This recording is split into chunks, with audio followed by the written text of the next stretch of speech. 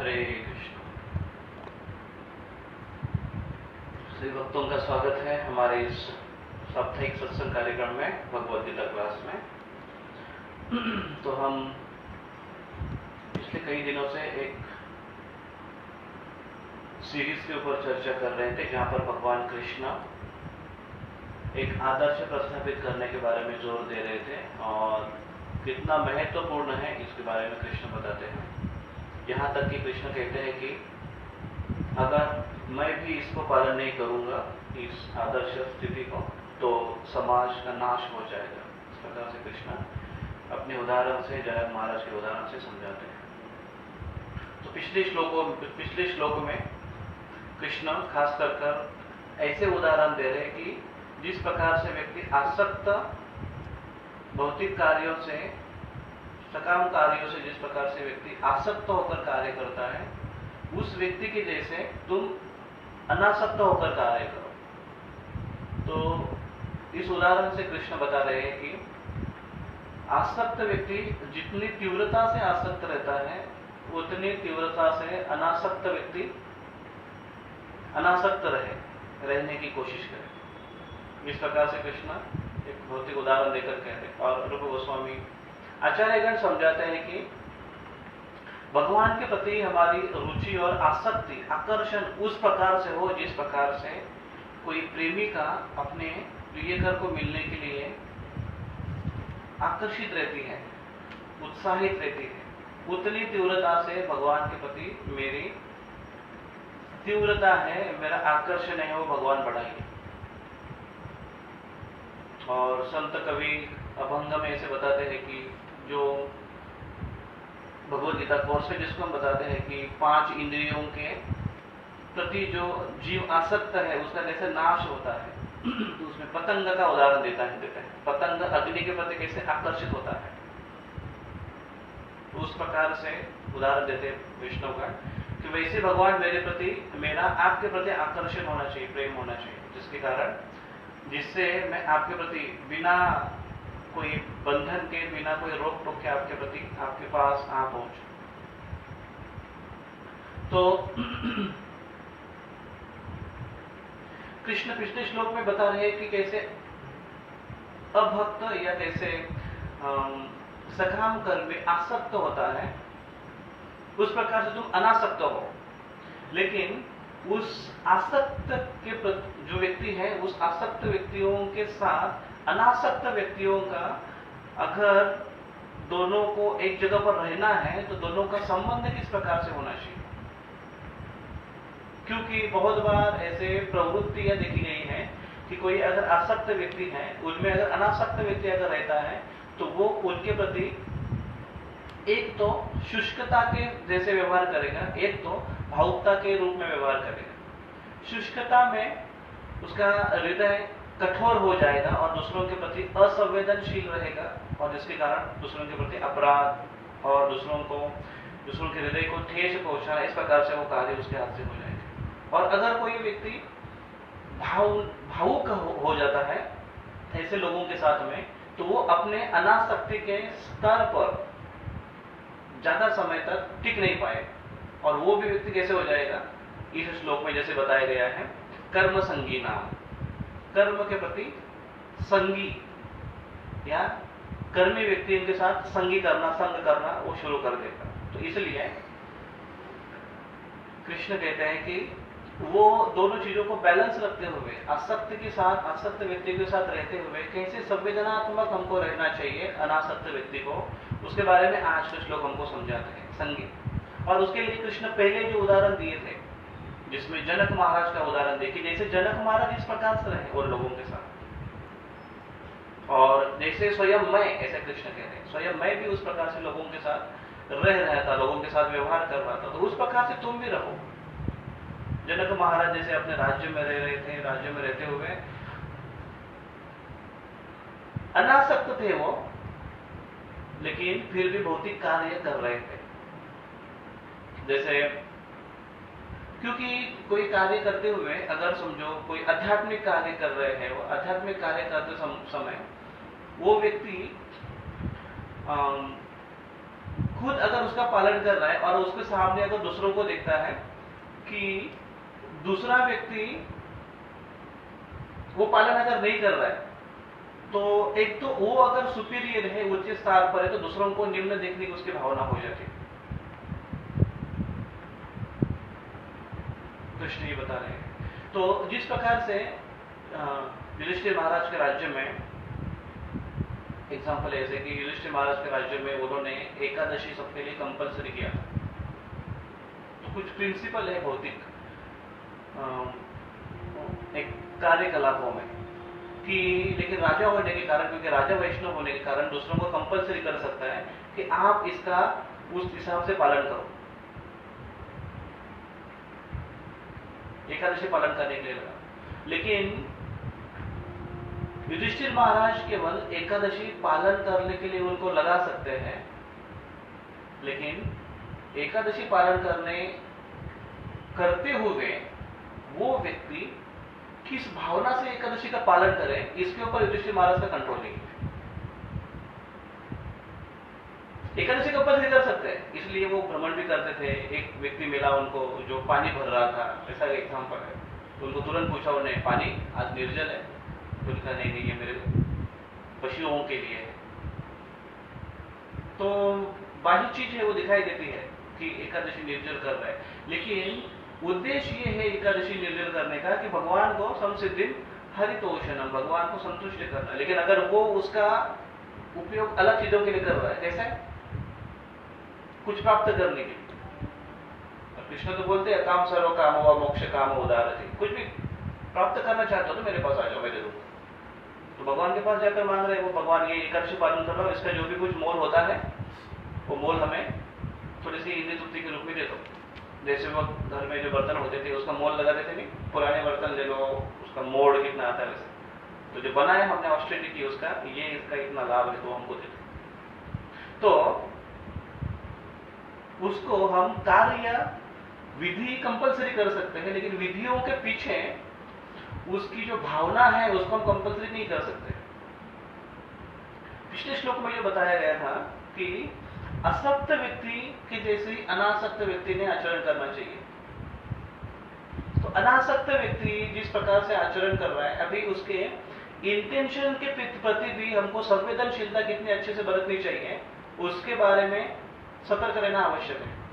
तो ये जनक महाराज और राजा जो थे वो उस प्रकार से व्यवहार कर सकते थे और उतना कंपलसरी कर सकते थे, लेकिन इंटेंशन को कंपलसरी नहीं कर सकते, भावनाओं को कंपलसरी, उद्देश्य को कंपलसरी नहीं कर सकते थे। उसी प्रकार से भगवान कृष्ण भी अपने उदाहरण से बता रहे हैं कि जैसे कृष्ण लीला में याज्ञिक ब्राह्मण की स्टोरी आती है, और याज्ञिक ब्राह्मण ये कर्मकांडी थे और यज्ञ किस लिए कर रहे थे? स्वर्ग प्राप्त करने के लिए, अगले जीवन में, ताकि वो स्वर्ग में जा सके। अंगिरस नाम का यज्ञ कर रहे थे, और उनकी जो पत्नियां थी वो कृष्ण की भक्त थी। अभी ये हटके है, हर जगह दिखाई देता है। घर में पति भक्त है तो पत्नी भक्त नहीं है, पत्नी भक्त है तो पति भक्त नहीं, पति पत्नी दोनों भक्त है लेकिन बच्चे भक्त नहीं है, कभी बच्चे भक्त है लेकिन माता पिता भक्त नहीं है। ये ऐसे यूनिक कॉम्बिनेशन दिखाई देता है हमको आज कलयुग में। तो समस्या यहाँ पर क्या होती है कि जो भक्ति में है वो जानता है कि वो कैसे अच्छा कार्य कर रहा है, श्रेष्ठ कार्य कर रहा है, तो उसकी अगर वो संवेदनशील नहीं है तो दूसरों के प्रति उसका व्यवहार है वो दूजा व्यवहार हो जाएगा, या निकृष्ट का व्यवहार हो जाएगा। लेकिन गोपियों के जीवन में हम देखते हैं कि उन्होंने कभी अपने पतियों को निकृष्ट नहीं माना, लेकिन उनकी रुचि ज्यादा करके किसमें होती थी? कृष्ण की कथाओं को श्रवण करने में। जब जब कृष्ण की कथा श्रवण करने का उनको मौका मिलता, एक दूसरे के साथ चर्चा करती हो, जब समय मिलता था तो आड़ोस पड़ोस में बैठकर चर्चा करती थी कृष्ण कथा। ये अच्छा था। अभी तो सीरियल की चर्चा करते हैं, पॉलिटिक्स की चर्चा करते हैं, जो घटनाएं घट रही है उसके ऊपर चर्चा उस हद तक आवश्यक है, लेकिन ज्यादा चर्चा भगवान के बारे में होना आवश्यक है। तो गोपियां इस प्रकार से चर्चा करती थी, लेकिन उनके पति यज्ञ कार्य में बहुत व्यस्त थे और उसके लिए उनके पत्नियों को मदद करना आवश्यक था, इसलिए वो करते भी थे। अभी पति क्या कर रहे हैं? निकृष्ट कार्य कर रहे हैं। कौन सा? सकाम कर्म, कर्म संगी नाम। पति उनके कर्म संगी नाम है और पत्नी कर्म बंधन से मुक्त होने वाला कार्य, श्रेष्ठ कार्य कर रहे हैं, लेकिन फिर भी पतियों के आज्ञा का पालन कर रहे थे। क्या कर रहे थे? यज्ञ के लिए जो सामग्री आवश्यक है वो सब दे रही थी, वही पाक रसोई कर रही थी, लेकिन यज्ञ के लिए वो पति ने जिस प्रकार से कहा उस प्रकार से वो कर रहे थे। यहाँ पर लाकर में दे रही थी, सारे सब प्रकार से वो, उनका अपना एक परिवार था, बच्चों का ख्याल में रखा करती थी, सारा कार्य वो करती थी। उनके व्यवहार से ऐसा कुछ वर्णन नहीं है कि उनके व्यवहार से उनके पारिवारिक जीवन में कोई तकलीफ हो, ऐसा उनका कार्य हो।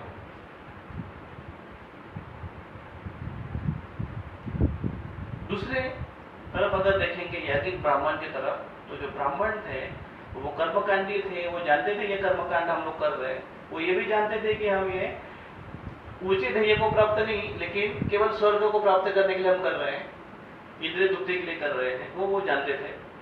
और जब उनको पता चला कि कृष्ण आ रहे हैं यहाँ पर, जानते थे कृष्ण भगवान है, लेकिन फिर भी कृष्ण की भक्ति कर नहीं पाए, क्योंकि इंद्रिय तृप्ति से व्यक्ति जब आसक्त हो जाता है तो जानकर भी कि ये कृष्ण के ये कार्य श्रेष्ठ है, व्यक्ति कर नहीं पाता है, क्योंकि इंद्रिय तृप्ति से आसक्त होता है। और जब वो देखा कि अरे अपने ही परिवार के लोग, गोपियां, जैसे उनको पता चला, यदि ब्राह्मण की जो पत्नियां थी उनको पता चला कृष्ण है, तो वो सब कुछ छोड़ छाड़ कर, सारे बंधन को तोड़कर वो चले गए कृष्ण के शरण में, कृष्ण को देने के लिए। वो ये यहाँ तक उनकी ये थी, वो मन में निर्धार करके रखा था उन्होंने कि अगर हमको नहीं भी लिया जाए घर में वापस तो कोई बात नहीं, ये समझकर वो कृष्ण के शरण में आई थी। तो कोई बहुत बड़ा डेडिकेशन है, ऐसे नहीं कि उठाकर चले गई, दिया वापस आ गई, नहीं, इस उद्देश्य से कि उनको पता है कि इतना सारा बंधन को तोड़कर हम लोग जा रहे हैं, वापस लेना मुश्किल है उनको, परिवार के लोग, पिता पुत्र पति वापस लेने के लिए वो बोल नहीं सकते, लेकिन फिर भी वो चले गए। जब वो वापस आए, कृष्ण ने कहा कि जाओ कोई बात नहीं है, ले लेंगे तुमको वापस, तुम्हारी स्तुति होगी, मेरा भक्त है उसकी, उसको नमे भक्ता प्रणश्यति, भक्त का नाश नहीं होता है, हर समय भगवान को प्रोटेक्ट रक्षण करते हैं। वापस जब आए तो देखा उन्होंने, उनके पति विलाप कर रहे थे, पश्चाताप कर रहे थे, अरे हमारे लिए अच्छा अवसर था, हम आगे कार्य करते, बहुत सारा सुंदर वर्णन है, अपने पश्चाताप को थोड़ा बखान करते हैं वो, कैसे कृष्ण श्रेष्ठ है, कैसे कृष्ण परम भगवान है, हमने उनकी आराधना करनी चाहिए। लेकिन फिर इतना सब करने के बाद क्या बोलते हैं, अगर हम कृष्ण की आराधना करने लगेंगे तो कल से आकर हमको मार सकता है, हमको तकलीफ दे सकता है। फिर से वही इनसिक्योरिटी, ये इंद्रिय तृप्ति का एक दूसरा लक्षण है, और जिसके कारण वो कृष्ण की भक्ति नहीं कर पाए।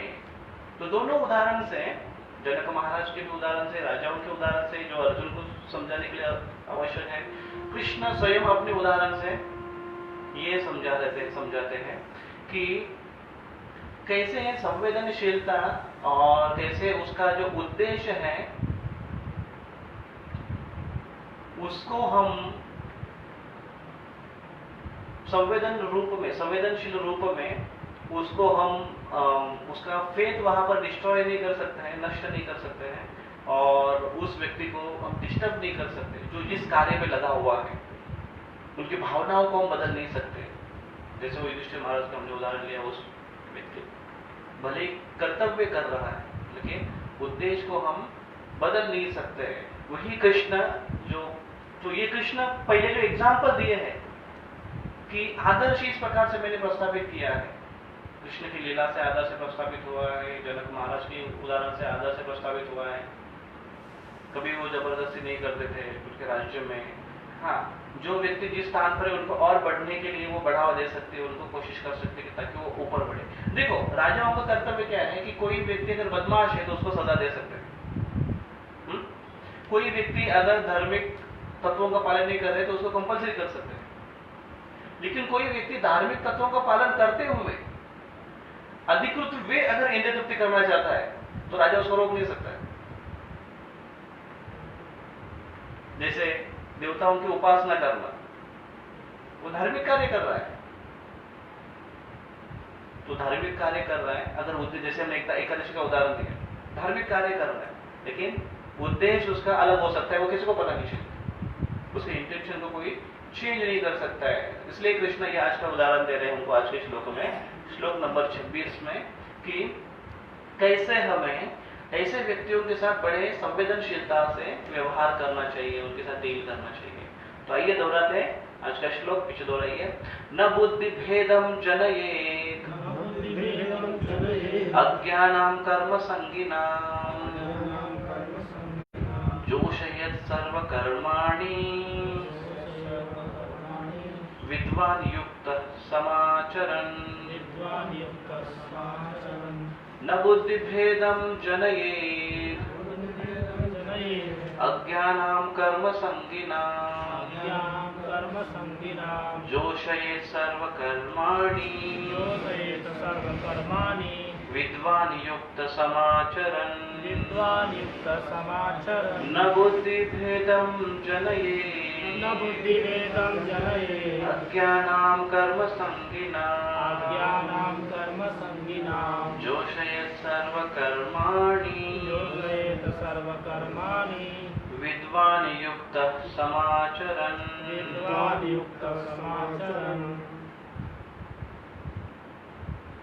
अनुवाद। विद्वान व्यक्ति को चाहिए कि वह सकाम कर्मों में आसक्त अज्ञानी पुरुषों को कर्म करने से रोके नहीं, ताकि उनके मन विचलित न हो, अपितु भक्ति भाव से कर्म करते हुए वह उन्हें सभी प्रकार के कर्मों में लगाए, जिससे कृष्ण भावनामृत का क्रमिक विकास हो। क्या बता रहे हैं यहाँ पर कृष्ण? विद्वान व्यक्ति को चाहिए कि वह सकाम कर्मों में आसक्त अज्ञानी पुरुषों को कर्म करने से रोके नहीं, ताकि उनके मन विचलित न हो। कृष्ण वहां पर बता रहे न बुद्धि भेदम जनयेत। बुद्धि भेदम न किसका? जनयेत। जने लोग, सॉरी, जनयेत का अर्थ है जनन। जनन का अर्थ है जन्म या उत्पन्न होना है, निर्माण होना। ऐसा कुछ उत्पन्न ना हो। क्या क्या उत्पन्न ना हो? बुद्धि भेदम। बुद्धि भेद नहीं होना चाहिए। बुद्धि भेद हो जिससे ऐसा कुछ निर्माण न करो। किसके लिए? ऐसे लोगों के लिए। कौन है कैसे लोग? जो कर्म संगीन लोग हैं। लेकिन ऐसे लोगों को क्या कहा गया है? कर्म संगीन लोगों को अज्ञानाम। अज्ञानी है, अज्ञानी है, उनको ठीक से समझ में नहीं आता है। तो इसलिए ऐसे लोगों को आप विचलित न करो अज्ञानी होने के कारण। और अज्ञानी होने के कारण क्या होगा? कर्म संगीनाम। कर्म संग में कर्म के साथ बहुत घनिष्ठ संबंध है, उनका संगी है, लिप्त हो चुके कर्म सकाम कर्म के कार्य में। उनको बुद्धि भेद न करो। न बुद्धि भेदम। हम देखेंगे एक एक शब्द का अनुवाद। न बुद्धि भेदम, the types of people who can not be बुद्धि भेदम। ऐसे लोग जो बुद्धि भेदम नहीं करना चाहिए। ऐसे लोगों को बुद्धि भेदम उनको नहीं करना चाहिए, उनका बुद्धि भेद नहीं करना चाहिए। कृष्ण किस प्रकार से लोग हैं? भगवत गीता में आगे चलकर 7वें अध्याय के 15वें श्लोक में भगवान कृष्ण कहते हैं कि कैसे लोग हैं जो उनकी बुद्धि को आप भेद नहीं सकते हो या फिर भेद नहीं करना चाहिए। तो देखो यहाँ पर कृष्ण कह रहे हैं कि ऐसे लोगों को न बुद्धि भेदम। इसका दो अर्थ होते हैं। एक तो आप उनके बुद्धि को भेद नहीं कर सकते हो, या फिर दूसरा अर्थ है कि नहीं करना चाहिए। नहीं करना चाहिए ये हमारे लिए आदेश है। नहीं कर सकते हैं मतलब अगर आप कोशिश भी करोगे तो उन लोगों का नहीं हो सकता। ऐसे कुछ लोग हैं, और अगर करने की हम कोशिश करेंगे तो उसका अलग अर्थ या अलग प्रभाव हो जाएगा, दूसरा परिणाम हो जाएगा उसका। उन लोगों के साथ करेंगे तो क्या है वो? 7वें अध्याय के 15वें श्लोक में कृष्ण कहते हैं नमाम दुष्कृत नो मूढ़ा प्रपंदते नराधमः माया परितज्ञानम् आसुरीं भावम् आश्रितम्। 4 प्रकार के लोग हैं जिनके बुद्धि को आप भेद नहीं कर सकते हो, उनको जाकर आप सिखा नहीं सकते हो। कृष्ण कह रहे उसको, ये लोग मेरे भक्ति में नहीं आएंगे, न बुद्धि, नमाम दुष्कृतिनो मूढ़ा प्रपद्यन्ते नराधमः। 4 प्रकार के कौन से लोग हैं?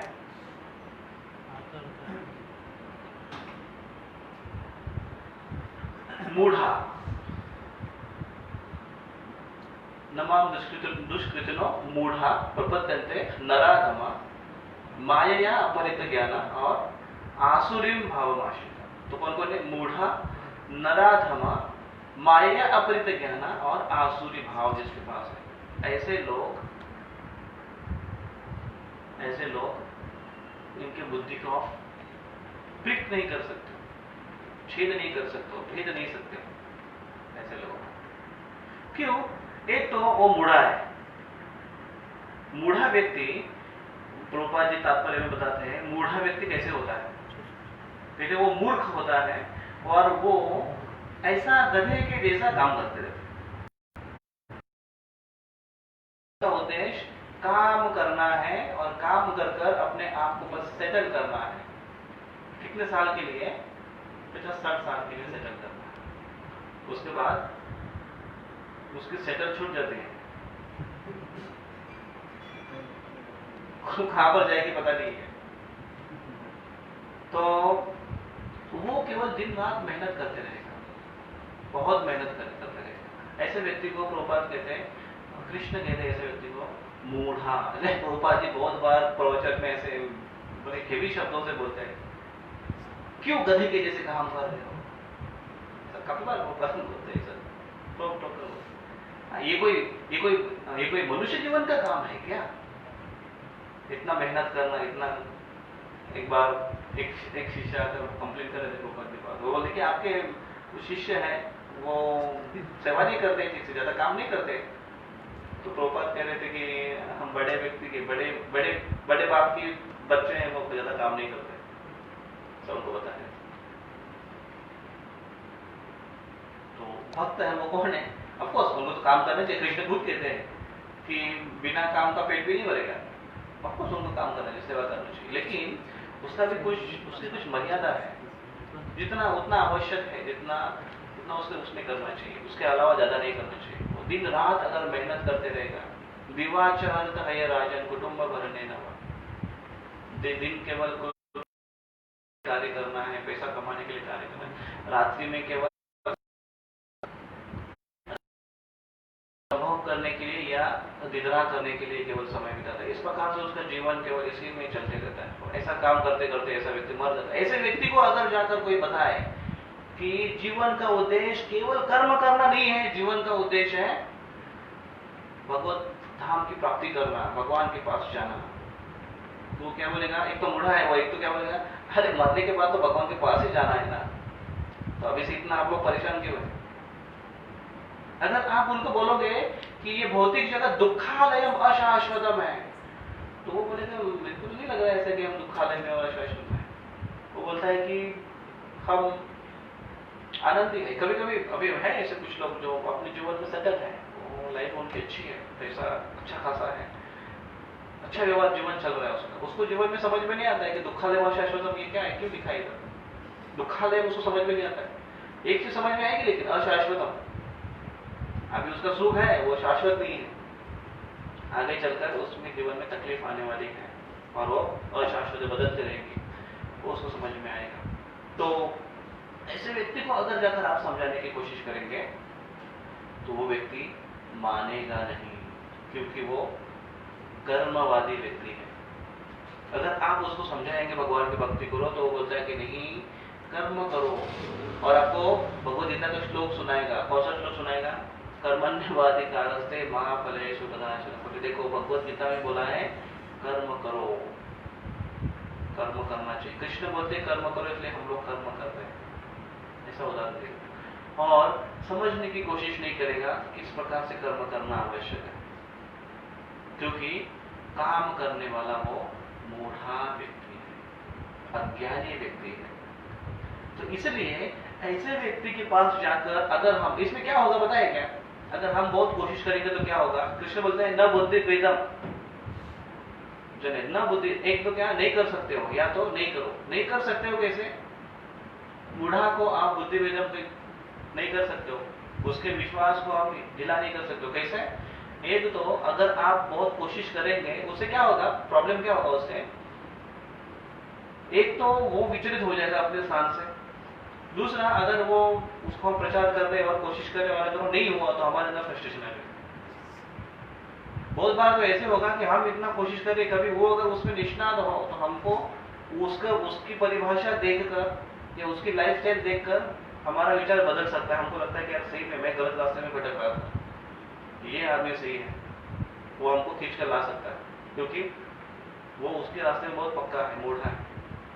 इसलिए हम उसको भेद नहीं सकते हैं, या वहां पर हम ज्यादा ट्राई नहीं मार सकते हैं, नहीं मारना चाहिए। ऐसा व्यक्ति भक्ति में आना बड़ा कठिन है, प्रभुपाद जी तात्पर्य देते हैं। और कृष्ण कहते हैं ऐसे लोग नहीं आते, क्योंकि दुष्कृतनो है ये लोग, जो कृति बुरी है। सेकंड है नराधमा, ऐसा व्यक्ति जो नरों में अधम है। वैसे सारे 84 लाख योनियों में मनुष्य योनि ये अच्छी योनि मानी जाती है, बाकी जो योनि है वो निम्न योनियां है। लेकिन उस मनुष्य योनियों में भी कुछ नर है वो अधम है।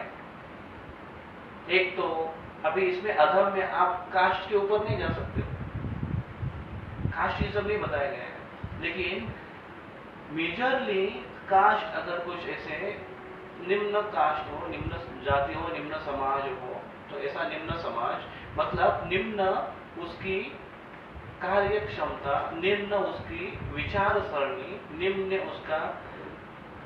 उसका चारित्र्य, इस रूप से वो नराधम है, नरों में अधम है। और ऐसा व्यक्ति वो असंस्कृत होता है, उसके अंदर संस्कृति नहीं होती है। ऐसा व्यक्ति जो नियमों का पालन नहीं करता है, वेदों का पालन नहीं करता है और धर्म का पालन नहीं करता है, उसको समझ में नहीं आता ये सारा चीज, क्योंकि वो एक तो ये मूढ़ है, एक तो एक मूढ़ व्यक्ति है। मूढ़ जो व्यक्ति होता है ना, वो होशियार होता है। होशियार किस रूप से कि भौतिकवादी कार्य करने में वो एक बड़ा एक्सपर्ट होता है, उधर अपना बुद्धि अपना ये लगाता है, अपनी शक्ति लगाता है। लेकिन ये नर अधमा व्यक्ति है, वो नर अधम व्यक्ति वो सही में मूढ़ा से भी नीचे कैटेगरी का होता है, जिसको गलिच्छ बोल सकते हैं, जिसका रहन सहन बड़ा बकवास है। आप जो देखोगे वो उनके ऐसे व्यक्ति को क्या प्रचार करेंगे, हम ऐसे व्यक्ति को क्या समझाएंगे, जिसका लेकिन प्रभुपाद काफी जगह पर बोलते हैं कि लेकिन वैष्णव इतने दयालु होते हैं कि ऐसे व्यक्ति के लिए भी मेहनत करते हैं। उसमें अगर एक केस आया तो आया, या आज्ञा सुकृति उसकी बढ़ गई तो कम से कम नेक्स्ट लाइफ में, अगले जन्म में तो वो आ सकता है भक्ति। ऐसे समाज के लोग, जैसे प्रभुपाद जी ऐसे लोगों को मिले, पीयूष को ऐसे मिले, बहुरिस में ऐसे लोगों को मिले, ऐसे लोगों को मिले जो मस्किटो में मच्छर खाते थे, ऐसे लोगों को मिले जो ड्रग्स लेते थे, नशे की दवाई लेते थे, और उनको लगता था कि मैं आध्यात्मिक तरक्की कर रहा हूँ, हवा में ऊपर के स्तर में उड़ रहे हैं, ऐसे उनको लगता था। कितना बड़ा ये उनका मिसकंसेप्शन था। ऐसे लोग जो, तो ऐसे लोगों को भी प्रचार किया, उनको भक्त बनाने की प्रभुपाद जी ने कोशिश की। कुछ उसमें से बने, बहुत सारे लोग नहीं। कुछ लोग आए, कुछ समय रुके, उसके बाद भागते चले गए। तो मेजरली जो ऐसे समाज के लोग होते हैं, ऐसे जो निम्न कैटेगरी के लोग होते हैं, उनको प्रचार नहीं कर सकते, क्योंकि वो स्वीकार नहीं कर पाएगा, क्योंकि उसके अंदर वो योग्यता नहीं है कि वो उसको स्वीकार कर पाए। उन लोगों का क्या कर सकते हैं हम, उन लोगों को अज्ञात सुकृत्य दे सकते हैं। मूढ़ा और नराधमा, इनको अज्ञात सुकृत्य दे सकते हैं, ताकि कम से कम अभी नहीं, अगले जीवन में तो भगवान की भक्ति को स्वीकार करे, या धीरे धीरे उसकी भक्ति की स्टेज बढ़े। जैसे उसको कुछ प्रसाद दे सकते हैं, उसको कुछ कीर्तन जो उसको अच्छा लगता है उसमें उसको लगा सकते हैं। तीसरा जो है माया या अपरित ज्ञान, ऐसा व्यक्ति जिसका ज्ञान माया द्वारा हर लिया गया है, ऐसे व्यक्ति को आप अज्ञात सुकृति भी नहीं दे सकते, क्योंकि वो स्वीकार करना नहीं चाहेगा। क्यों नहीं करना चाहेगा? क्योंकि वो अपने आप को बड़ा ज्ञानी समझता है, अपने आप को बड़ा ज्ञानी समझता है। इसलिए बहुत तर्कवाद करता है। कुछ भी आप उसको बोलने के लिए जाओगे, मुझे याद है अभी भी बचपन में तो हम कॉलेज में थे, तो एक लड़का था, वो इतना आर्गुमेंट करता था, हर चीज में आर्गुमेंट करता था, खास करके जब अध्यात्म की बात आती थी तो बहुत आर्गुमेंट करता था। तो एक तो उसको कुछ पता नहीं था, नॉलेज था नहीं उसको, जितना भी था उसको इतना सबके सामने आर्गुमेंटेटिव जैसा उसको, जैसे विषय जब चल रहा था बस में चलते चलते या कहीं पर, तो गणपति का सीजन आ रहा था, तो उसके ऊपर चर्चा चल रही थी बच्चों की, उसके दोस्तों की, तो वो इतना एग्रेसिवली उनको ये कर रहा था कि मैं उसको बिल्कुल नहीं मानता, बोले गणेश गणपति, अरे जिसके ऊपर हम, जिसकी मिट्टी आप देते हो, जिसकी मिट्टी के आप पैरों से रोलते हो, फिर उसी को आकार देते हो, उसको कलर करते हो और उसको फिर भगवान मानते हो, और बाद में उसी को तोड़ मोड़ के आप नदी में फेंक देते हो, ऐसे कैसे बोले, ये भी कोई भावना है। बहुत कुछ अपना आर्गुमेंट दे रहा था। तो इसकी भावना इस प्रकार से है वो, और वो अभी कॉलेज में भी हम सब लोग साथ में थे, लेकिन अभी वो क्या कर रहा था, अभी था उसका नेचर भी वैसे ही, कभी चुप नहीं बैठता था, और कॉलेज लाइफ में हम लोग जो थे तभी उसको सब लोग वकील वकील बोलते थे क्योंकि वो कभी शांत बैठता नहीं था, हमेशा अपनी वकालत करते रहता था, और आगे चलकर फिर उसने सही में LLB कर रहा था वो, तो उसमें अभी और उसके ज्ञान में और विकृति आ गई। ऐसा व्यक्ति कभी स्वीकार नहीं करेगा, कभी स्वीकार नहीं करेगा। ऐसे व्यक्ति को सिखाने का एक ही तरीका रहता है, वो है भगवान उसको जब लाफे मारेंगे, प्रकृति देवी उसको जब लात मारेगी, ऐसा व्यक्ति तब उसको समझ में आएगा कि अरे, जैसे अभी देखो कितना बड़ा फटका है ये इस समाज में, जो महामारी के रूप में, तो ऐसे समय लोगों को समझ में आता है, बहुत सारे लोग जिसके दिमाग अभी हटिया है, सटिया है, उनको समझ में आता है कि अरे ऐसा कैसे हो गया, फिर सोचने पर मजबूर हो जाते हैं ऐसे में, जिनका ज्ञान माया द्वारा हरण किया है। और प्रभुपाद जी उसमें लिखते, खास करके जो बहुत ज्ञानी, अपने आप को ज्ञानी समझते हैं, तर्कवाद करते हैं और वैज्ञानिक लोग हैं, ऐसे लोग ये माया या अपरित ज्ञान में आता है, वो अपने बलबूते पर कुछ दिखाने की, कुछ करने की कोशिश करते हैं, यहाँ तक कि वो अपने आप को इतना श्रेष्ठ मानने लगते हैं आगे चलकर कि अपने आप को भगवान मानते हैं। इसलिए ऐसा व्यक्ति कभी भगवान की भक्ति में नहीं आ सकता है, और ना ऐसे व्यक्ति को आप बुद्धि भेद कभी कर सकते हो, जाकर उसको समझा सकते हो। और रूपा जी लास्ट में लाइन में लिखते तात्पर्य के, कहते हैं कि वो भी लोग माया या अपरित ज्ञान है जो वैदिक शास्त्रों के ऊपर अपनी मनगढ़ंत टीकाएं लिखते हैं। उदाहरणार्थ के लिए भगवत गीता पर अपनी खुद की अपने हिसाब से वो कुछ टीका करेगा, टिप्पणी करेगा, उसको प्रकाशित करेगा। ऐसा व्यक्ति भी माया अपरित ज्ञान है, वो कभी भगवान की कृपा को प्राप्त नहीं करेगा। ऐसा व्यक्ति बड़ा अपराधी है, क्योंकि एक तो वो दिखाता है कि वो धार्मिक आध्यात्मिक है। जैसे लास्ट टाइम एक बड़ी न्यूज हो गई थी, कोई एक तांबरे कर कोई था, एक मुसलमान व्यक्ति था, उसने ताम्र पत्ती पर, मतलब ताम्र पत्ता मतलब समझ में आता है आपको, तांबे का लिफ, कॉपर लिफ, इसके ऊपर उन्होंने कोरियो कर भगवत गीता के पूरे 700 श्लोक उसने लिखे थे। इसलिए वो बहुत फेमस हो गया। मीडिया को क्या चाहिए फेमस करने के लिए, उनको तो कुछ आता नहीं है और उनको ऐसा कुछ दिखाई नहीं, तो वो उसको फेमस करते थे, तो इसलिए उसको बहुत फेमस हुआ था। और ऐसा व्यक्ति फिर जब उसने भक्ति प्रभुपाद जी की जब उसने गीता पढ़ी, गीता ली उसको लिखने के लिए था, तो वो भगवत गीता प्रेस गोरखपुर का और प्रभुपाद जी की गीता को कंपेयर कर रहा था, तो उसमें उसने बहुत फॉल्ट निकाले, बोलते अरे भक्ति वेदांत स्वामी प्रभुपाद जी की गीता में बहुत सारे दोष हैं, ऐसा बहुत कुछ बोल रहा था, अक्षम में अपराध है, ऐसा ऐसा बोल रहा था, जिसको कुछ गीता के बारे में ज्ञान नहीं, कुछ कल्पना नहीं ऐसे व्यक्ति। तो फिर उसको बहुत सारे टीका टिप्पणी दिखाई दी, बाकी सारे आचार्यों की अर्थ कैसे है वो। और सबसे महत्वपूर्ण बात है कि सही टीका, सही अर्थ हम कैसे जानेंगे कि उस गीता की टिप्पणी जो की है वो सही है, ऐसा कैसे मानेंगे कि वो गीता पढ़कर कितने लोगों के जीवन में परिवर्तन हो रहा है। क्योंकि उसका, जैसे कृष्ण ने अर्जुन को गीता बताई, अर्जुन के जीवन में परिवर्तन हो गए। तो सही गीता प्रकाशित करने से क्या प्राप्त होता है, जीवन में परिवर्तन, समझ में आना चाहिए, सही अर्थ है। तो प्रभुपाद जी की गीता पढ़कर कितने लोगों के जीवन में परिवर्तन आया है, उसके कंपैरिजन में और कोई गीता जगत में दिखाई है। और उस ताम्रे की जो बात है, वो खुद का जीवन उसने परिवर्तित नहीं किया गीता को लिखकर, बस केवल प्रकाशित हो गया लोगों के सामने, बस आ गया केवल। तो दूसरों को बताकर उसको जीवन को क्या परिवर्तित करेगा? तो क्या गीता का अर्थ है? तो प्रभुपाद जी इसलिए कहते हैं कि ऐसे जो सो कॉल्ड राइटर है भगवत गीता के ऊपर और अन्य शास्त्रों के ऊपर, एक जो था बड़ा पंडित मानता था अपने आप को, तो उसने महाभारत की पता नहीं कहां से उसने टीका पढ़ी, किस प्रकार से पढ़ी उसने पता नहीं, उसके ऊपर उसको एक कैरेक्टर अच्छा लगा। देखो कौन सा कर्ण, उसको कैरेक्टर अच्छा लगा। उसको बोलते हैं ना कि फ्रीक्वेंसी मैच। जो व्यक्ति जिस प्रकार से होगा, जिस भावना से वो भावना का होगा ना, उसको वैसे ही कैरेक्टर पसंद आएगा। और उसके ऊपर उसने अपने हिसाब से उसने एक बड़ा एक नॉवेल लिखा और इतना फेमस हो गया, इतना फेमस हो गया, और लोगों को पता नहीं कि कर्ण का कैरेक्टर क्या है। पूरी परिभाषा बदल दी। तो ऐसे लोग अपने मन से मनगढ़ंत कुछ भी लिखते। उसने फिर उसके बाद वही लेखक है, उसने फिर तुकाराम महाराज के ऊपर भी एक ग्रंथ बनाया। उसने तो वो शिवाजी महाराज के ऊपर था, उसमें तुकाराम महाराज को ऐड करते हैं लास्ट में। तो तुकाराम वो बोलते हैं कि तुकाराम महाराज के बारे में बताया जाता है, तुकाराम महाराज वैकुंठाला गेले। तुकाराम महाराज वैकुंठ को गए सदेह अपने खुद के शरीर के साथ। ये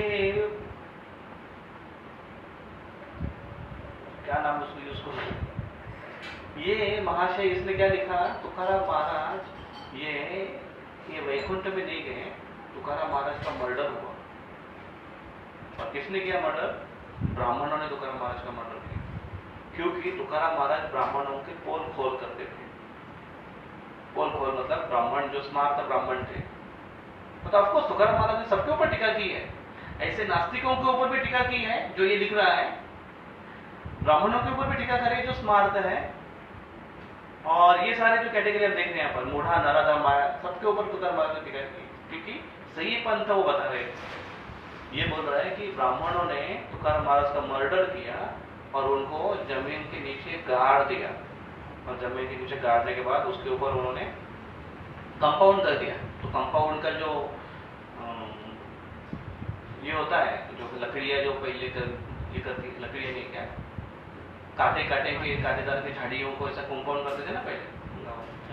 हाँ, तो वैसे कंपाउंड करते लकड़ियों का, तो उसको वही बोलते, वही उस लोकल लैंग्वेज में वही बोलते। वही का कुंठ, कुंठ मतलब वो कुंठ। तो वैकुंठाला गेले मतलब वही की खूंट के नीचे उसको दफना है, आप बोलते हैं वैकुंठाला गेले, वैकुंठाला गेले, ऐसा अर्थ लिखा था उसने। मैंने जब पढ़ा तो मैं बोला बाप रे, कितना बड़ा रास्ता है आदमी। और पढ़ने वाले जो बुद्धिमान लोग, हाँ देखो इसके पीछे ये सही अर्थ है। तो ऐसा माया या अपरित ज्ञान, जिसका ज्ञान माया के द्वारा हरण किया गया, जिसका ज्ञान ही माया के द्वारा हरण किया, ऐसे व्यक्ति क्या समझ सकते हैं? बिल्कुल नहीं समझ सकते हैं। इसलिए ऐसे व्यक्ति को आप जाकर समझा नहीं सकते हैं। और चौथा है आसुरी भाव, जिसकी भावना आसुरी है, मतलब ये दो जो नीचे का स्तर है ना बहुत एक्सट्रीम है, और चौथा जो है वो तो और एक्सट्रीम है। आसुरी मतलब ही इज एथीस्ट, प्रभुपाद कहते हैं, नास्तिक स्वभाव को धारण किया उसने। ऐसे व्यक्ति को आप समझा नहीं सकते। नास्तिक व्यक्ति को क्या समझाओगे? बहुत बार तो लोग फैशन के लिए नास्तिकता का अवलंबन करते हैं, we are atheist, you are atheist, I am also atheist. उनको अच्छा लगता है सब दिखाने के, क्यों?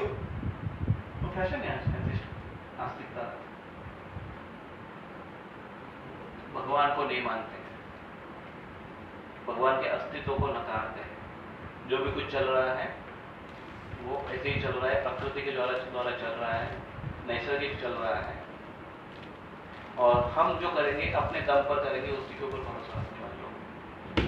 भगवान का विषय जैसे ही आया, उनकी ऐसे मानो खोपड़ी सनक जाती होगी, कोई अगर भगवान के बारे में बोलने लगे।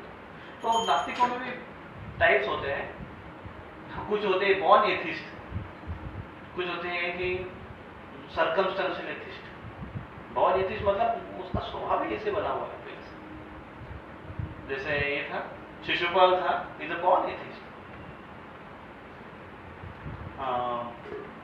दुर्योधन था, Duryodhan company everything, they are born atheist, पहले से था।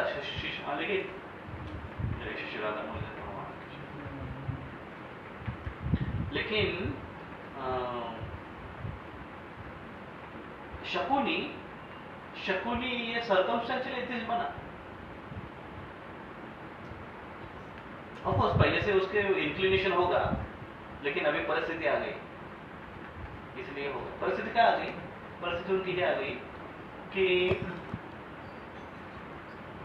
उसके मन के विरुद्ध उनके बहन का विवाह हुआ। उनकी इच्छा थी कि उनके बहन का विवाह पंडु राजा से होना चाहिए, लेकिन उनके बहन का विवाह किया धृतराष्ट्र से, इसलिए उनको बहुत गुस्सा आया और इसलिए वो बहन के साथ चले गए थे, ये मन में ठान कर कि ये हस्तिनापुर की मैं उसको भेद करके छोड़ूंगा।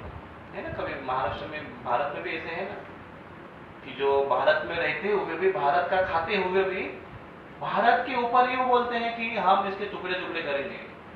ऐसे शकुनी आज भी है। पहले एक शकुनी था, आज तो बहुत सारे शकुनी हैं। पहले ऐसा एक शकुनी था, वो बोलता था कि हस्तिनापुर के में टुकड़े, और करके रहा वो। और उसको सपोर्ट करने वाले, उसके मिशन को सक्सेस करने वाले दुर्योधन और कर्ण जैसे लोग उसको मिले ही थे। इसलिए वो उसने किया, करने की बहुत कोशिश किया, कुछ हद तक टुकड़े किए भी उसने। फालनी हो गई थी उस राज्य की। दुर्योधन का आधा राज्य हो गया था, पांडवों का अलग राज्य हो गया। आपको जैसे ये राज्य में कभी बंटवारा नहीं होना चाहिए। भूमि ये माता है, माता का बंटवारा कैसे कर सकते? आजकल तो लोग वो भी कर लेते हैं, माता का और पिता का बंटवारा। पिता बड़े बेटे के साइड में, माता छोटे बेटे के साइड, दोनों अलग अलग जगह हो जाते। अभी वो भी किसके पास कितनी प्रॉपर्टी है उसके ऊपर रहता है, कौन किसको लेगा, कितने साल संभाल करेगा, ये सब है बंटवारा। ये आसुरी भाव है, आसुरी भाव आश्रित। ऐसे व्यक्ति को अभी बहुत कोशिश की, कृष्ण ने कितनी कोशिश की दुर्योधन को समझाने की, शकुनी को समझाने की, कर्ण को समझाने की, सबको चांस दिया। कृष्ण ने चांस दिया, युधिष्ठिर, विदुर जी समझा रहे थे, भीष्म पितामह समझा रहे थे, धृतराष्ट्र भी समझा रहा था। धृतराष्ट्र ने बहुत कोशिश की, वो मानता था कि ये गलत कर रहे हैं, लेकिन उनके बहाव में वो अपने आप को उस बहाव से बाहर नहीं निकाल पाए, इसलिए चपेट में आ गए। तो ऐसे जो लोग हैं, न बुद्धि भेदम जनेत, कृष्ण कहते हैं इस प्रकार से जो लोग रहते हैं ना, उनको बुद्धि भेदम नहीं कर सकते, नहीं करना चाहिए। क्या है बुद्धि भेदम? बुद्धि भेद का क्या अर्थ है? बुद्धि का अर्थ है, बुद्धि किसको कहते हैं? वो एक ऐसी एक निश्चय करने की, डिटर्मिनेशन करने की एक शक्ति है अपने अंतःकरण की। अंतःकरण की निश्चयात्मिका शक्ति मतलब बुद्धि।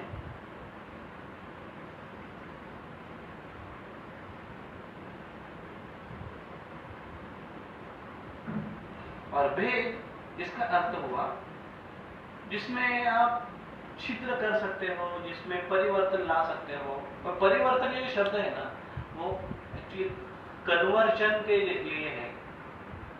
कन्वर्ट करने वाले जो लोग हैं ना, धर्म को बदलने वाले हैं या कन्वर्जन कर दे, उस रूप में भेद, बुद्धि भेदम, उसकी बुद्धि को कन्वर्ट करने की, जिसको कहते हैं उस समय ये शब्द इस्तेमाल कर किया जाता है, खास करके भोपाल के समय पर, ब्रेन वॉश नहीं कर सकते हैं। तो ब्रेन वॉश कृष्ण कह सकते हैं कि ऐसे व्यक्ति को ब्रेन वॉश आप करने की कोशिश मत करो, या बुद्धि भेद मत करो, अंत करने की निश्चयात्मिका शक्ति को छिद्र मत करो, या उसको परिवर्तन करने की कोशिश मत करो। क्यों मत करो? बुद्धि भेदम देखो, ये जो, क्योंकि किसके बारे में बोल रहे हैं कृष्ण? कर्म संगी नाम, कर्म का जो संगी है ऐसा व्यक्ति, मतलब सकाम कर्म। अभी सकाम कर्म में जो व्यक्ति है वो वेदों को मानता है, शास्त्रों के सिद्धांतों का पालन करता है। उद्देश्य क्या है वो अलग है, भावना है उसकी, लेकिन गलत काम नहीं करेगा, अच्छे कार्य में है। तो ऐसे व्यक्ति के दो गुण बताए गए हैं। एक तो वो वेदों का पालन करते हैं, नियमों का पालन करते हैं, वेदों को फॉलो करते हैं, शास्त्र को फॉलो करता है ऐसा व्यक्ति। उद्देश्य अलग हो सकता है, कम से कम नियम को मानता है। दूसरा, वो इंद्रिय संयमित रहता है, इंद्रिय संयम करता है वो। यहां पर आप थोड़ा सोच सकते हो, इंद्रिय संयम करता है वो। बुद्धि सकाम कर्मी इंद्रिय संयम करता है इंद्रिय तृप्ति करने के लिए। वो समझ में आ रहा है? इंद्रिय संयम करता है वो इंद्रिय तृप्ति करने के लिए। देखिए बाकी जो अभी जो 4 लोग बताए हमने पहले, वो इंद्रिय संयम नहीं करते हैं, ना ही नियमों का कोई पालन करते, इसलिए वो तो गौन केस है, जिसको करते, जिसके बारे में कृष्ण बोल ही नहीं रहे। अभी इसके बारे में बोल रहे कर्म संज्ञान, क्योंकि उसका बुद्धि भेद मत करो। क्योंकि पहले जो हमने कैटेगरी 4 कैटेगरी देखी, उसके आप कर ही नहीं सकते हो, न बुद्धि भेदम, बुद्धि भेद कर ही नहीं सकते हो।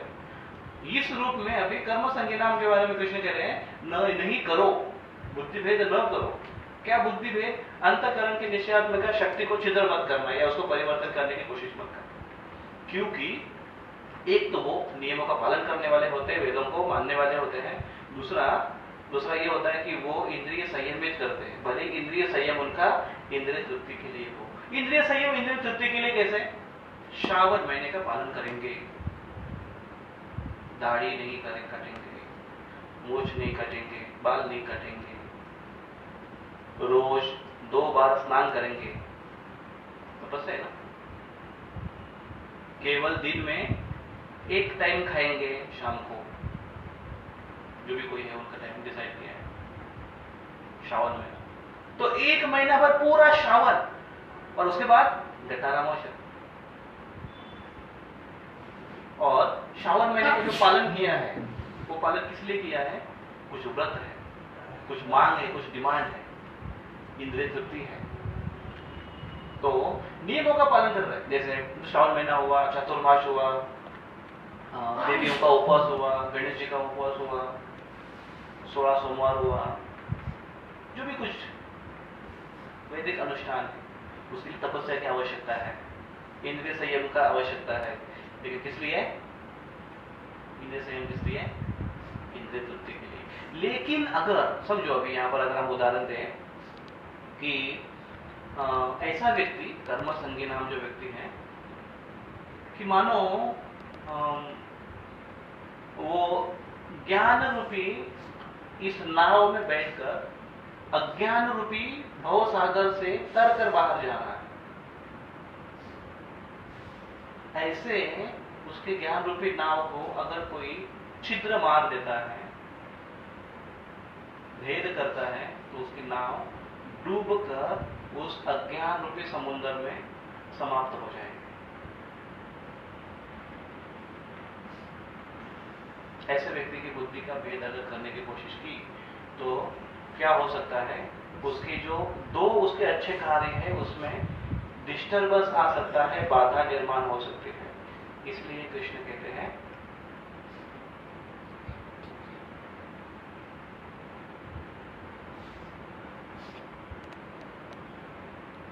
बुद्धि भेद न करो। तो क्या है बुद्धि भेद? बुद्धि भेद ये है कि कैसे बुद्धि भेद करता है व्यक्ति, कैसे कर सकता है बुद्धि भेद? अभी हम सबको अनुभव होगा ना उसका, क्योंकि हमने बहुत लोगों का बुद्धि भेद किया भी होगा, कर भी रहे हैं वाणी के द्वारा। वाणी से बुद्धि भेद हो सकता है। बुद्धि भेद मतलब वो जिस स्तर पर है ना, अभी देखा ना हमने, उसको वहां से हटाने की कोशिश करना या उसको दूसरा कुछ ठोसने की कोशिश करना, उसके बुद्धि में घुसाने की कोशिश करना उसके दिमाग में, या वो जिस स्तर पर है उसको गलत साबित करने की कोशिश करना, ये है बुद्धि भेद। कैसे करते हैं हम? वाणी के द्वारा, शब्दों के द्वारा, है ना। बहुत जनों को अनुभव है कि नहीं, हम जैसे भक्ति में आए, कृष्ण भावना में आए, इर्द गिर्द जितने भी हैं है, तो बाकी जो बच्चे होते हैं, और हम अपने आप को एकदम स्मार्ट, क्योंकि हम अभी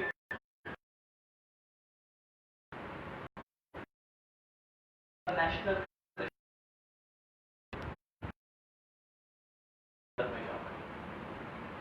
और फिर ऐसे आपको बुलाता है, अरे आ जाओ हमारे इधर, क्यों? सत्यनारायण की पूजा है।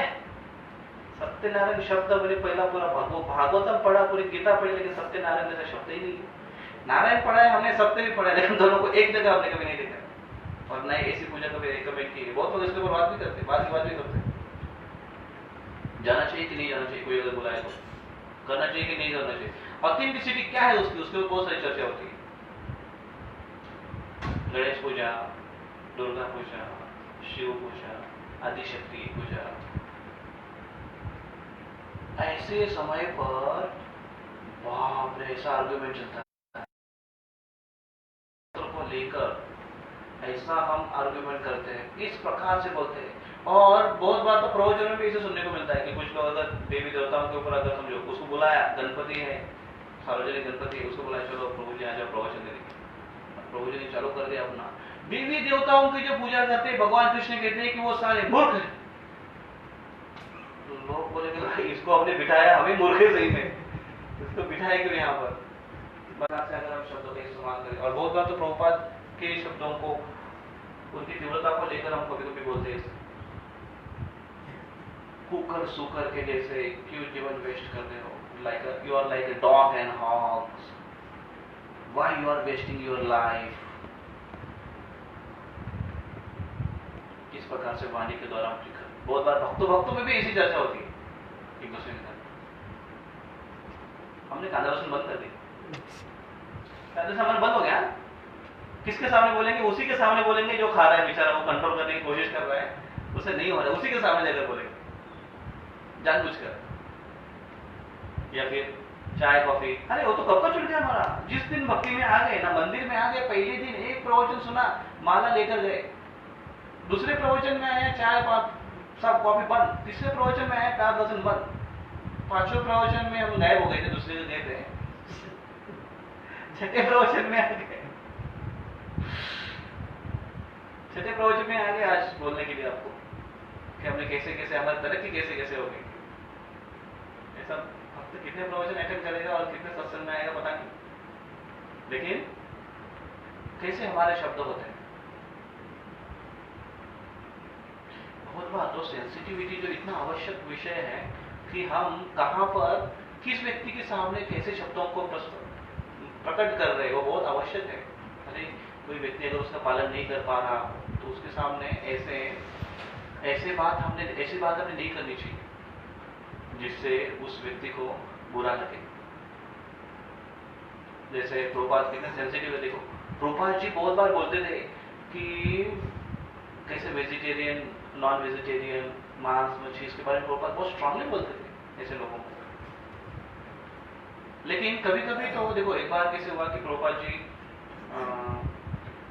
एक कोई ब्राह्मण फैमिली का व्यक्ति था, बचपन से ही वेजिटेरियन, तो वहां पर प्रभुपाद जी उसके ऊपर खाने के ऊपर बोल रहे थे, तो वो आकर प्रभुपाद जी को सबके सामने बोल रहा है कि Prabhupada ji I am born vegetarian. तो प्रभुपाद ने कहा so what, monkey is also born vegetarian living in jungle doing sense gratification, so what. तो वो आदमी एकदम शांत हो गया, उसको लगा कि मैं बहुत बड़ा तीर मारा प्रभुपाद के सामने कर बोल। तो उसके सामने बाकी लोग ऐसे थे कि जो बेचारे स्ट्रगल कर रहे थे मांसाहार को छोड़ने के लिए, उसके सामने इतना कॉन्फिडेंटली बोल रहा है, मतलब उसका हीरो बन जाएगा, उसका अहंकार है वो भूल जाएगा। इसलिए प्रभुपाद जी ने उसको भी थोड़ा सा खींच लिया ताकि बाकी लोगों को भी थोड़ा दिलासा मिलेगा, धीरे धीरे वो ऊपर उठने की कोशिश करे। तो वाणी के द्वारा हमने बहुत आवश्यक है कि उसको किस प्रकार से शब्दों को हमने प्रकट करना चाहिए, शाकाहार मांसाहार हो, प्यार दर्शन के बारे में हो, नियम पालन करने के बारे में हो, जो हमसे होता है दूसरों को नहीं, दूसरों से नहीं होता है उसके बारे में हो, बहुत गंभीरतापूर्वक हमने इस्तेमाल करना चाहिए वो शब्दों। तो वाणी के द्वारा हम किसी का बुद्धि भेद, किसी का हृदय तोड़ सकते हैं। और ये वाणी के द्वारा जो बुद्धि भेद है ना, ये बहुत स्ट्रांग होता है। शब्द है ना, वो हृदय को ऐसे मानो भेद करते हैं, सही में भेद करते, प्रिकिंग इन हार्ट, हृदय को छाले हो जाते हैं शब्दों के द्वारा। इसलिए शब्दों को बहुत मारा आपने शरीर को तो कुछ दिन में मिट जाएगा वो, लेकिन हृदय के जो शब्द है, भेद है, वो इतना आसानी से नहीं जाता है वाणी के शब्द। तो दूसरा है शारीरिक लक्षण के द्वारा, जेस्चर।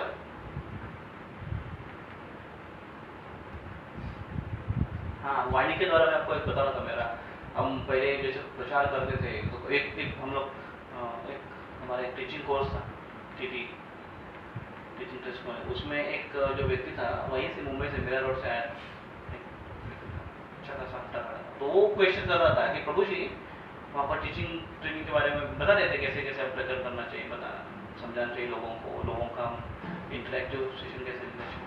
तो वो उसने क्वेश्चन किया कि मेरे बारे में बोले ऐसे होता है ना, मैं लोगों के सामने जाता हूँ प्रवचन देने के लिए, लोग इतना डरते बोले मेरे से, लोगों को लगता है कि ये मारने आया है हमको। और वो इस भाषा में बोल रहा था, बोलते बोलते इतना हाइपर हो गया वो, तो उसको सुनकर ही लगा कि बाप रे बड़ा डेंजरस है ये, उसके शब्द इतने डेंजरस है। भले ही वो शब्दों के द्वारा वो अच्छा कुछ बता रहा है, लेकिन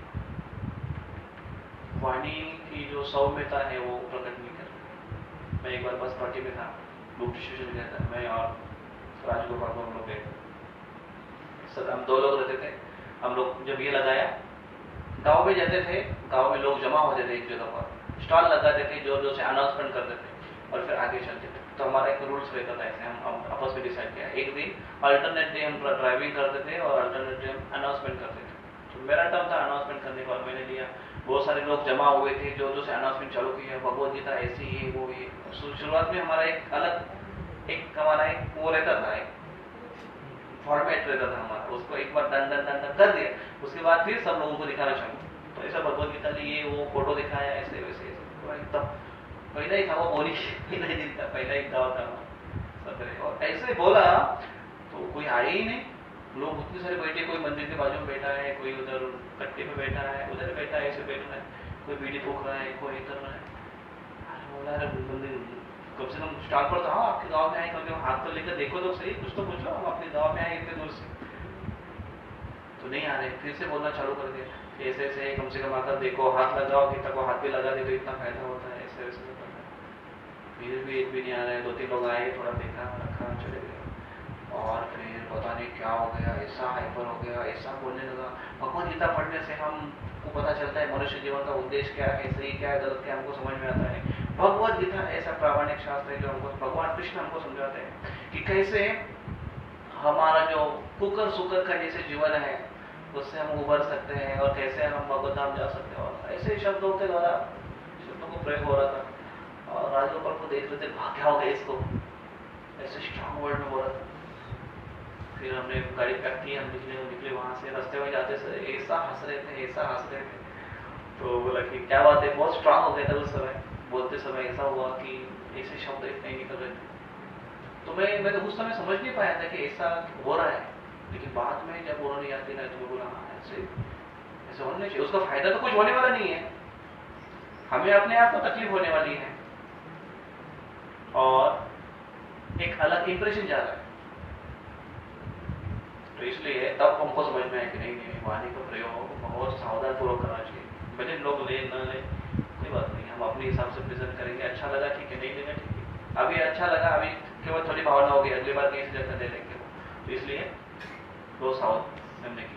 फिर शारीरिक लक्षण के द्वारा हम अपने जेस्चर के द्वारा लोगों को उपहास करते हैं, उसके बुद्धि को भेद करते हैं। जेस्चर के द्वारा कैसे, बॉडी लैंग्वेज बहुत इंपॉर्टेंट है। हम बोल रहे हैं किसी के साथ, आप किसी की बात सुन रहे हैं, और वो सुनते समय आपको अगर बोरिंग हो रहा है तो सामने वाला व्यक्ति वो उत्साह से बोलेगा नहीं, क्योंकि ये जेस्चर है, उसके अंदर आलस आ रहा है, वो इंटरेस्टेड नहीं है, लेकिन उसके शरीर से प्रकट हो रहा है। कैसे प्रकट होगा, एक तो ये है। अभी इसके कारण बहुत सारे हैं, करने थका हुआ, बहुत कुछ हो सकता है, लेकिन ऐसे भी कोई आता है आलस से, तो ऐसे आता है कि संसर्गित क्या बोलते हैं, संसर्गित बीमारी। अगर सामने वाला व्यक्ति कर रहा है ना, तो आप भी करना शुरू कर देंगे कुछ ही मिनट में, अगर आप अनकॉन्शियस है उसके ऊपर। अगर नहीं तो बॉडी लैंग्वेज है कि, या फिर फेशियल एक्सप्रेशंस, बोलते हैं बात तो हमारे चेहरे के ऊपर ऐसे भावना होते हैं। कभी कभी तो लोगों का ऐसा मुंह ऐसा आड़े रहता है मुंह। बहुत बार तो पुरुषों को तो नहीं देखा मैंने, ऐसा भी माताओं के चेहरे पर रहता है, आधा टेढ़ा भी। और कभी कभी एक बार तो मैंने एक मेरे बहन की चाचा की लड़की, उसके आंख देखे मैंने, बाप रे ऐसे बड़े आंख लिए, मैं डर गया, इतना बड़ा था। मैं, मेरे ऊपर नहीं किया उसने, दूसरे के ऊपर किया। वो मेरे से बात कर रहा था, मैं कुछ बोल रहा था, वो मुझे बता रहा था वो क्यों मुझे बता रहा है, ये उसको रोकना था। तो वो ऐसे बड़े आंख की उसको देखकर, तो वो देखकर मैं डर गया, मगर बाप रे इतने बड़े आगे। वो विचित्र तो दिखता है ना, कभी आपने देखा? जिसको नहीं करना आता है वो मत करो, ट्राई मत करो। लेकिन कुछ माताओं का खास करके देखा, ऐसे बड़े हो जाते हैं और ये अंदर का व्हाइट व्हाइट ऐसा पूरा पहाड़ दिखने लगता है, बड़ा विचित्र दिखता है। बॉडी लैंग्वेज, शरीर। अभी देखो, मुझे अभी तक याद है, इतने साल हो गए अभी तक याद है मुझे। कितने साल हुए होंगे, कम से कम 25-30 साल हुए होंगे उस घटना को। और अभी भी मुझे वो एक्सप्रेशन याद है, अभी भी मैं एक्सप्रेशन उसको रिमेम्बर कर सकता हूँ, कैसे वो बड़े बड़े हाथ। शारीरिक लक्षण, आप कुछ कर रहे हैं, किसी से बात कर रहे हैं और उसको अगर बुरा लगे, गुस्सा है, और वो अगर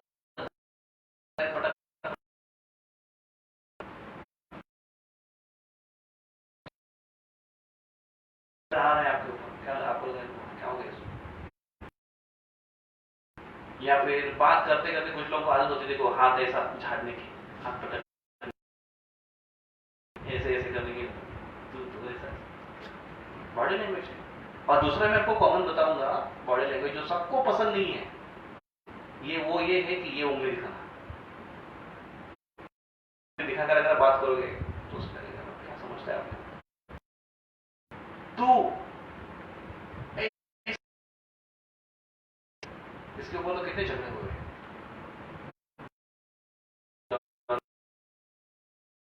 इसलिए बहुत आवश्यक है इस बुद्धि भेद के बारे में ध्यान देना, ये सारी चीजों। और तीसरा है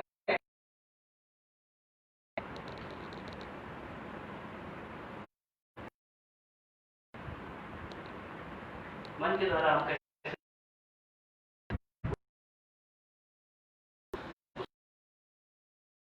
उसको ये दिखाते हुए कि कैसे मैं तुमसे ज्यादा श्रेष्ठ हूं, वो दिखाने की कोशिश करेगा। कैसे दिखाने की कोशिश करेगा? अपने व्यवहार से, अपने आचरण से। वाणी शारीरिक लक्षण तो हो गया, लेकिन अपने आचरण से श्रेष्ठता दिखाता है। श्रेष्ठता कैसे? जैसे भी कृष्ण ने पिछले श्लोक में बताया, 21वें श्लोक में, यदि आचरते श्रेष्ठो तत्तदेवेतरो जना सयत् प्रमाणम कुरुते लोकस्तदनुवर्तते। श्रेष्ठ व्यक्ति जिस प्रकार से आचरण करता है, बाकी लोग उसका, कॉमन लोग उसका पालन करते हैं। सामान्य लोग हैं वो जिस प्रकार से जनमानस में जिस प्रकार से अपेक्षित व्यवहार है, नहीं करेगा, जानबूझकर उसको नहीं करेगा। ये साबित करने के लिए कि कैसे मैं जनसाधारण से एक विशेष व्यक्ति हूं, श्रेष्ठ व्यक्ति हूं। अभी यहां पर कृष्ण खुद भगवान है, लेकिन सामान्य लोगों के जैसे, जनसाधारण लोगों के जैसे अपने कार्य, उनको कर्म बंधन से मुक्त है, लेकिन फिर भी वो कर्म करते हैं, ऐसा कृष्ण खुद के। कृष्ण के कर्म आपको साधारण नहीं है, लेकिन लगे ऐसे लोगों को कि वो साधारण, जो बुद्धि भेदक करना चाहता है मन के द्वारा, वो ऐसे दिखाएगा, वो हमेशा ऐसे दिखाएगा कि वो श्रेष्ठ है दूसरों से। कैसे दिखाएगा ऐसे व्यक्ति? ऐसा व्यक्ति अपने कार्य से। साधारण व्यक्ति अगर, जैसे समझो पार्टी में जाना है कहीं पर, वो दिखाएगा कि कैसे हम लोग पार्टी वार्टी मानते नहीं, हम भगत है। कुछ लोग हैं ना, कुछ कल्ट वाले लोग ऐसे हैं। अभी हम बुक में भी गए थे किसी जगह पर, तो पता नहीं वो एक समाज के लोग थे, नाम नहीं लूंगा मैं, तो उनको दिखाया भगवत गीता ऐसे वैसे छोटे बुक्स दिखाए, तो उसने बोला लेकिन नहीं हम तो ये हैं, वो अपने कल का नाम बताते, हम तो ये हैं। बोला तो क्या हुआ? बोले नहीं हमको ये नहीं, सब नहीं चलता। तो मैं बोला नहीं चलता मतलब जैसे कैसे? मानो जैसे कि धर्म ही परिवर्तन हो, है हिंदू है, लेकिन जैसे धर्म परिवर्तन वाले लोग कैसे, जैसे क्रिश्चियन है तो बोलेगा नहीं हम क्रिश्चियन है, गीता नहीं पढ़ते। कोई बोलते हैं मुसलमान लोग, हम लोग मुसलमान है, बाइबल पढ़ते हैं, गीता नहीं पढ़ते। ठीक है, मान भी सकते भाई, उनका धर्म ग्रंथ अलग है, वो मानता है उसका धर्म ग्रंथ, ये मानते हैं इसका धर्म। लेकिन ये वही हिंदू है, लेकिन बोलता है क्या? नहीं हमारा नहीं हो। तो हमारा नहीं मतलब क्या? नहीं, हमने दूसरे पंथों को स्वीकार किया है। तो पंथों को स्वीकार किया मतलब उसको लगा कि बस अभी हम पूरा उसको बोलते इज्म। ये है मन के द्वारा बुद्धि भेदम, मन के द्वारा बुद्धि भेदम। इस प्रकार से व्यक्ति अपने आप को उस पात्र में ऐसे ठान लेता है। शादी में, शादी बारात, प्रभु सब भौतिक कार्य देता है, ये सब चीज, शादी ब्याह ये सब माया है, सब माया है, इसमें क्या फंसना है। अरे बोले यार आपको आना चाहिए, सबको मतलब कॉमन चीज नहीं है शादी। आपने भी तो किया, बोले अरे हमने तो किया, फंस गए हम लोग, हमको पता नहीं था, भगवान की भक्ति पता नहीं थी। अभी बस केवल एक ही है हमारे कृष्ण, कृष्ण माता, कृष्ण पिता, कृष्ण धर्मपाल, सब कुछ कृष्ण कृष्ण। ऐसे व्यक्ति को 4 दिन अगर जंगल में छोड़ोगे ना, भागते भागते आएगा, तो ऐसा बोलता है। तो वहां पर भगवान को याद नहीं आएगी उसको जंगल, बस कोई मच्छर दिखेंगे, सांप दिखेंगे, कीड़े मकोड़े दिखेंगे, शेर बिच्छू दिखेगा उसको। वो आर्टिफिशियली या फिर केवल सुपरफिशियली, आर्टिफिशियल नहीं बोल सकते, सुपरफिशियली वो ऐसे दिखाएगा कि वो बहुत बड़ा है, बहुत विशेष है, और सामाजिक कार्यों में भाग नहीं लेगा, लेकिन वहां से भाग जाएगा। गलत प्रवृत्ति है, इसको हमको ध्यान देना आवश्यक। कृष्ण ही खुद बोल रहे हैं, ऐसे कार्यों में हमको ध्यान देना आवश्यक है। बुद्धि भेदम नहीं करना चाहिए। सकाम करने में साधारण कर्म के जैसे हैं दिख रहे हैं, करना आवश्यक है। ऐसे बहुत सारे हो सकते हैं, आप कुछ सोच सकते हैं। पहले तो पार्टी का एग्जाम्पल दिया, शादी मैरिज का एग्जाम्पल दिया, बर्थडे का वो दिखने में क्या दिखता है, भौतिक भौतिक दिखता है। लेकिन आजकल बहुत तो उसको आध्यात्मिक करते हैं। किसी का बर्थडे अगर हो तो व्हाट्सएप पर बहुत सारे केक भेजते हैं, बहुत सारी मिठाई भेजते हैं, उसका बर्थडे हो तो सेलिब्रेट करते हैं, हैप्पी बर्थडे टू यू। अभी हरे कृष्णा टू यू आ गया, Hare Krishna to you, Hare Rama to you, अच्छा है। लेकिन जो भी हमारे सामाजिक कार्य है उसको न करना या ऐसे दिखाना हमारे व्यवहार से कि आप लोग जो ऐसे कार्य में फंसे हुए हैं ना, नॉट गुड, इससे मूल्य माया, ये समझाना, ये शो करना, ये है बुद्धि भेदम। इस प्रकार से भावना नहीं होनी चाहिए, ऐसा कृष्ण कहते हैं। तो हम थोड़ी चर्चा कर रहे थे, न बुद्धि भेदम जने अज्ञानम कर्म संगीना। तो कर्म संगी व्यक्ति है, उसको बुद्धि भेदम नहीं करना चाहिए, ऐसा कृष्ण बोल रहे हैं। तो आज हमने क्या चर्चा की, इन शॉर्ट हमने चर्चा की कि बुद्धि भेदम किसको कहते हैं। बुद्धि भेदम मतलब क्या है, कितने प्रकार के बुद्धि भेदम है। 3 प्रकार के बुद्धि भेदम, वाणी के द्वारा, शरीर के द्वारा और मन के द्वारा बुद्धि भेदम। ये बुद्धि भेदम कृष्ण बोल रहे हैं कि न करो, न बुद्धि भेदम। 2 अर्थ है इसके, एक कि बुद्धि भेद आप कर ही नहीं सकते हो। तो ऐसे 4 लोग हैं जिसका बुद्धि भेद आप कर ही नहीं सकते हो। कौन है वो? मूढ़ा है, नराधमा है, माया अपरित ज्ञाना है और आसुर व्यक्ति। इसका आप कर ही नहीं सकते हो, कर पाओगे नहीं, फ्रस्ट्रेट हो जाओगे। इसलिए मत करो, खुद का ख्याल रखो। इसलिए कृष्ण बोल रहे हैं कि नो चांस, उसको अज्ञात स्वीकृति दे सकते हो। तीसरा और बोल रहे कि बुद्धि भेदम नहीं करना, मत करो। किसको, जिसके बारे में कहा, वो कौन है? कर्म संगी, कर्म आसक्त जो व्यक्ति सकाम कर्म वाला है, उसके बुद्धि भेदम न करो। तो हमने बुद्धि भेदम का अर्थ देखा और न करो इसके लिए बोला है। अभी क्यों ऐसा कृष्ण बोलते हैं वो अगली बार चर्चा करेंगे हम। बुद्धि भेदम क्यों नहीं करने के लिए बोलते हैं, क्योंकि ऐसा व्यक्ति का क्या होगा आगे, ऐसा व्यक्ति कैसे प्रोसेस में उसका तर्क होता है कि जिसके ऊपर हम आगे चर्चा करेंगे हमारे अगले सेशन में। हरे कृष्णा कृष्ण कृष्ण हरे हरे, हरे राम राम राम हरे हरे। श्री श्री राधा मुरलीधर भगवान की जय, गौर चंद्र भगवान की जय, जगत गुरु श्री प्रभुपाद की जय, समवेत भक्त वृंद की जय, गौर प्रेमानंदे।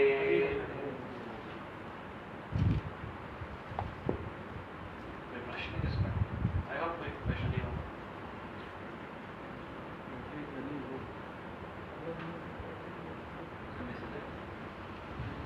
तुम थोड़ा कीर्तन करें, कोई प्रश्न नहीं किसी का?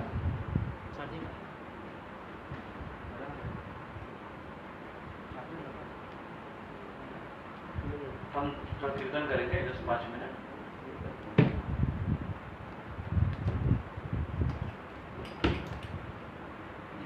जय श्री कृष्ण चैतन्य प्रभु नित्यानंद श्री अद्वैत गदाधर श्रीवासदि गौर भक्तवृंद।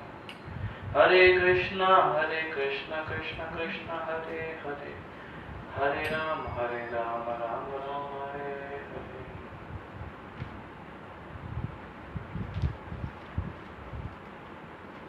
हरे कृष्ण कृष्ण कृष्ण हरे हरे, हरे राम राम राम हरे हरे, कृष्ण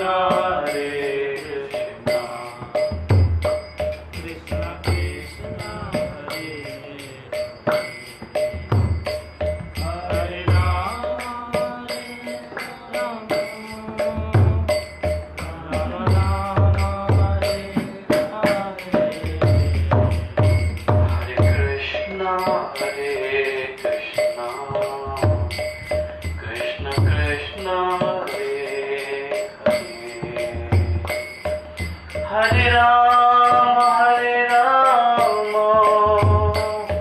राम राम हरे हरे,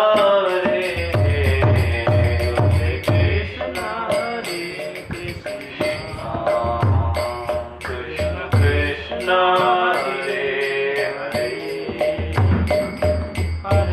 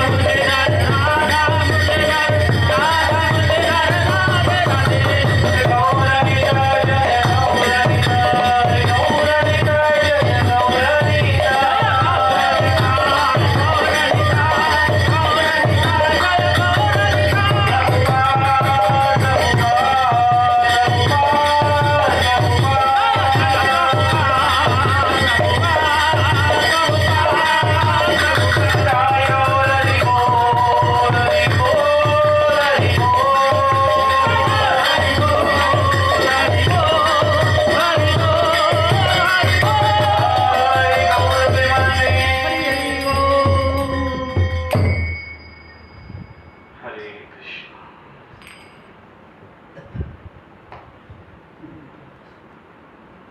हाँ।